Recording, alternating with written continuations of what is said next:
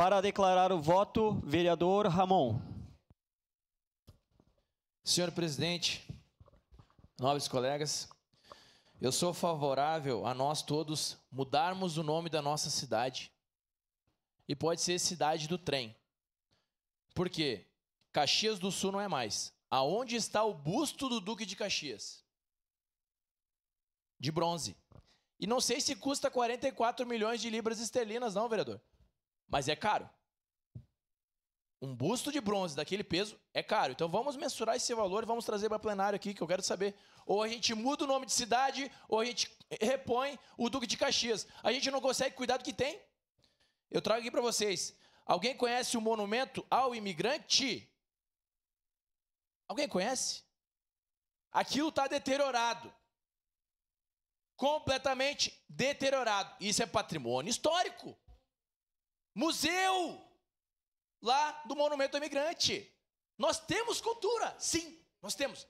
Eu estou falando, presidente, por gentileza, o meu tempo, tem parlamentar falando...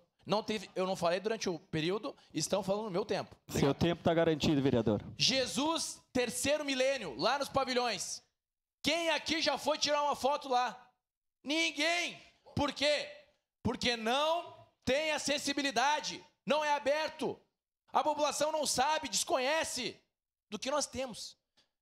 Casa de Pedra. Esses dias eu fui levar uns amigos na Casa de Pedra. A expectativa deles era desse tamanho aqui. Chegamos na Casa de Pedra, eles falaram assim, já chegamos? Eu falei, aqui é a Casa de Pedra. Eles, tá. Não falaram nada pra mim. Eu fiquei constrangido. Eles não falaram nada, mas eu fiquei constrangido. Foi roubado essa semana lá. Presidente, roubaram a bolsa do cara lá. voto. Continuando. E aqui, que eu sou breve agora, senhores, vamos investir em cultura sim. Ontem eu fui visitar uma ONG chamada Anjos Voluntários. Essa ONG declarou para mim o seguinte, capitão, nós precisamos de 180 mil por ano para manter a ONG, um trabalho com mais de 200 crianças. Aqui a gente salva as crianças do tráfico, a gente ajuda elas, desenvolve música, cultura, literatura, teatro. A gente precisa de 180 mil. E a prefeitura diz que, não tem. Aí 509 mil para trazer um elefante branco, desculpe, Andressa, trazer um entulho. É um entulho. Para concluir, eu posso vereador. vender 44 milhões de libras aqui? É um entulho, vai trazer para cá. Então, primeiro cuida do que tem, depois compra o que não tem. Obrigado. Para declarar o